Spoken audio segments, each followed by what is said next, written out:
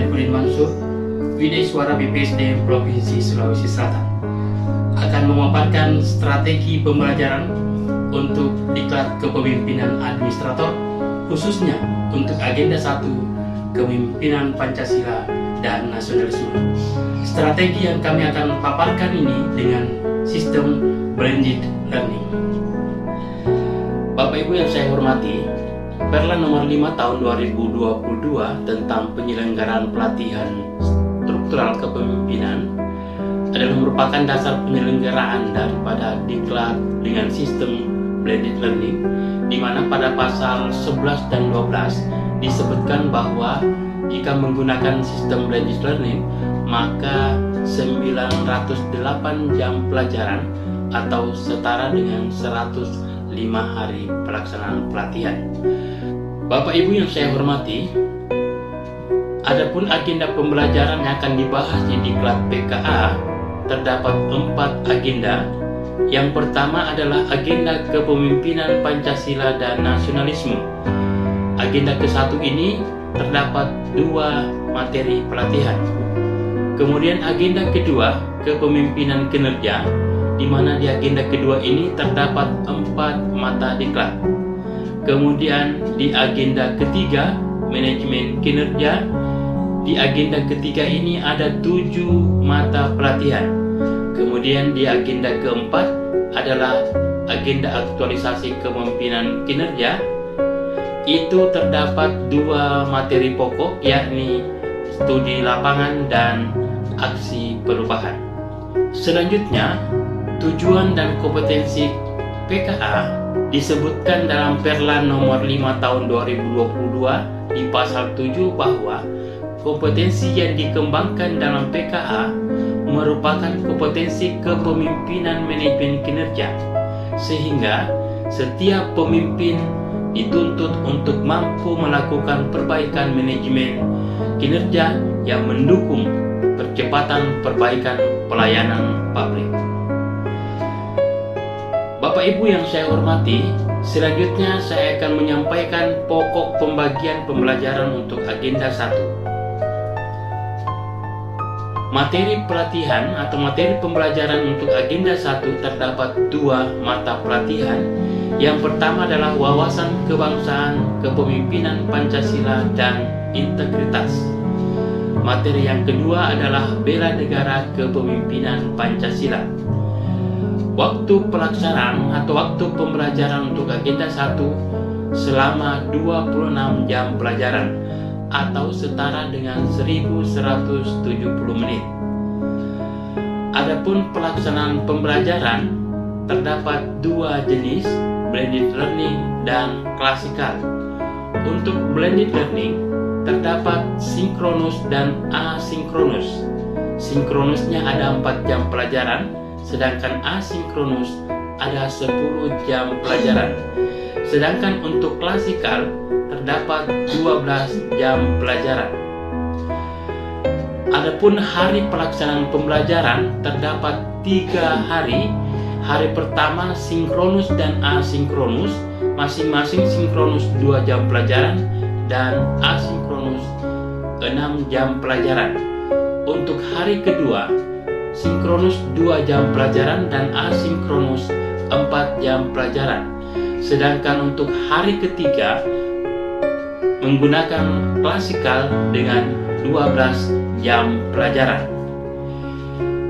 Adapun jadwal pembelajaran menurut hari pelatihan, maka untuk hari pertama, pertemuan pertama itu berada di hari ke-11 pelaksanaan pelatihan PKA. Ada 2 jenis, sinkronus dan asinkronus. Sedangkan untuk pertemuan kedua atau hari kedua itu terjadi di hari ke-12 pelaksanaan diklat. Itu juga ada sinkronus dan asinkronus. Sedangkan untuk pertemuan ketiga itu terjadi di hari ke-29. Bentuk pertemuan ini adalah klasikal dan terdapat 12 jam pelajaran. Baik Bapak Ibu yang saya hormati, selanjutnya saya akan menjelaskan strategi pembelajaran untuk agenda 1. Hari pertama ini terjadi di hari ke-11 pelaksanaan PKA, di mana ada 2 jam pelajaran. Seorang fasilitator melakukan perkenalan dan membangun hubungan dengan peserta. Kemudian tanya jawab, pengalaman dan pemahaman pembelajaran mandiri. Kemudian yang ketiga adalah melakukan overview modul yang pertama. Kemudian melakukan paparan makalah saat self-learning. Kemudian yang terakhir yang dilakukan oleh fasilitator adalah menjelaskan tugas, baik tugas individu maupun tugas kelompok. Itu adalah strategi pembelajaran agenda 1 untuk hari pertama. Untuk hari kedua, di hari ke-12 itu fasilitator akan mengevaluasi dan mendalami pembelajaran pertemuan ke-1 dan asinkronis di hari pertama. Kemudian yang kedua, pembahasan dan paparan makalah saat self-learning. Ini adalah merupakan lanjutan dari hari kemarin. Itu adalah strategi pembelajaran untuk hari pertama dan hari kedua. Selanjutnya, saya akan menjelaskan tentang penugasan hari pertama bersifat asinkronus 6 jam pelajaran. Ada 2 tugas, tugas individu dan tugas kelompok. Ini adalah tugas implementasi dari modul 1 wawasan kebangsaan kepemimpinan Pancasila. Adapun tugas individu adalah membuat analisis isu terkait potensi dan hambatan implementasi bela negara dalam lingkup tugas dan fungsi masing-masing instansi atau satuan kerja atau unit kerja peserta. Penjelasan tugasnya adalah tugas berupa analisis yang mengidentifikasi permasalahan atau ancaman yang akan dihadapi oleh instansi masing-masing peserta. Kedua, poin dalam tugas terdiri atas potensi atau kendala atau permasalahan dalam persaingan dengan eksternal atau swasta dalam pelayanan kepada masyarakat. Yang ketiga adalah penulisan tugas memuat tentang latar belakang isu tersebut, diangkat dengan bukti-bukti yang otentik, pandangan terhadap kondisi organisasi, analisis menghadapi isu, solusi alternatif yang bisa dilakukan, dan tentunya referensi. Itu adalah tugas individu. Untuk tugas kelompok, membedah masalah kepemimpinan dari kasus yang diberikan oleh fasilitator. Penjelasannya adalah fasilitator akan memberikan kasus aktual dalam kepemimpinan birokrasi atau kebijakan terkini. Ada 3 yang kami akan tawarkan kepada mereka.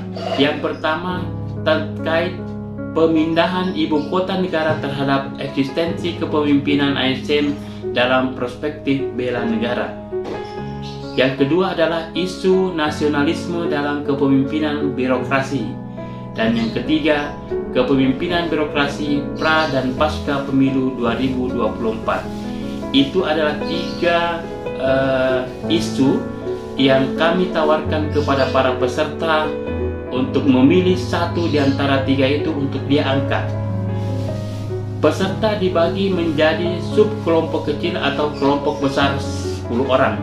Saya lebih memilih untuk satu sub kelompok besar 10 orang tersebut untuk menyelesaikan tugas ini.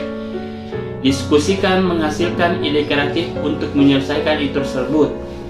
Baik, Bapak Ibu yang saya hormati, selanjutnya saya akan menjelaskan penugasan hari kedua asinkronus 4 jam pelajaran. Ada 2 tugas, tugas individu dan tugas kelompok. Ini tugas adalah merupakan implementasi dari modul kedua bela negara kepemimpinan Pancasila. Adapun tugas individunya adalah membuat aktualisasi integritas dan kinerja organisasi pelayanan dalam kerangka nilai-nilai kepemimpinan Pancasila sebagai wujud bela negara.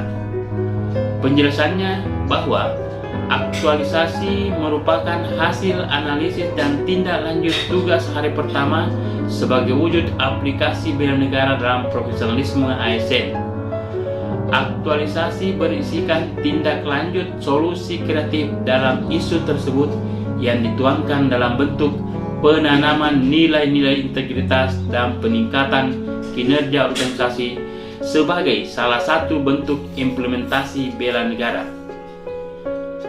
Adapun tugas kelompoknya adalah studi kasus tentang model-model pemimpin integritas dan berorientasi pelayanan di lingkungan organisasi dan nasional. Penjelasannya adalah peserta diminta membuat standar pemimpin instansi pemerintah baik di instansinya maupun secara nasional yang ideal.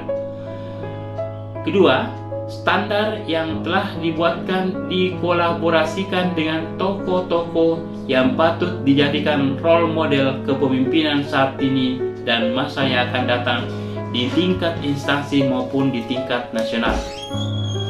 Peserta akan dibagi menjadi 3 subkelompok kecil, masing-masing beranggotakan 3 atau 4 orang. Diskusinya bersifat terbuka, tidak diskriminatif, dan bebas dari kepentingan politik. Selanjutnya, saya akan menjelaskan strategi pembelajaran hari ketiga atau di hari ke-29 dalam bentuk klasikal 12 jam pelajaran. Klasikal ini dibagi menjadi 5 sesi, di mana ini adalah pertemuan dari seluruh sub kelompok tadi. Kalau pertemuan pertama dan kedua itu dibagi menjadi sub-sub kelompok masing-masing kurang lebih 10 orang, maka di klasikal ini semua disatukan menjadi satu kelas dan kita akan bertatap muka langsung di kelas. Apa yang dilakukan oleh fasilitator? Yang pertama adalah perkenalan dan membangun hubungan dengan peserta, karena ini adalah kali pertama bertemu langsung dengan peserta. Kemudian yang kedua, melakukan tanya jawab, pengalaman dan pemahaman pembelajaran mandiri. Dan yang ketiga, pembahasan tugas-tugas yang telah diberikan. Untuk sesi kedua, fasilitator akan membuat praktek lapangan, membangun kepemimpinan dan pemaknaan dalam konsep bela negara. Untuk sesi kedua ini dikondisikan dengan situasi pembelajaran atau situasi tempat kita melaksanakan pembelajaran. Jika memungkinkan dilakukan di luar, maka ini bisa saja dilakukan. Tapi jika tidak, pelaksanaan ini bisa dilakukan di dalam kelas. Selanjutnya untuk sesi ketiga, pendalaman modul pertama, pembahasan hasil penugasan yang telah diberikan. Kemudian sesi keempat, pendalaman modul kedua dan pembahasan tugas-tugas yang telah diberikan. Dan sesi terakhir atau sesi kelima adalah membuat rangkuman atau pembulatan seluruh agenda 1. Dan yang terakhir tentunya adalah memberi motivasi kepada para peserta. Baik Bapak Ibu yang saya hormati, demikian paparan strategi pembelajaran untuk agenda 1 pada Diklat Kepemimpinan Administrator.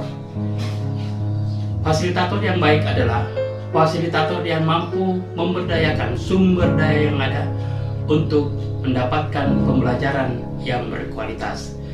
Sekian dan terima kasih. Wabillahi taufiq wal hidayah. Wassalamualaikum warahmatullahi wabarakatuh.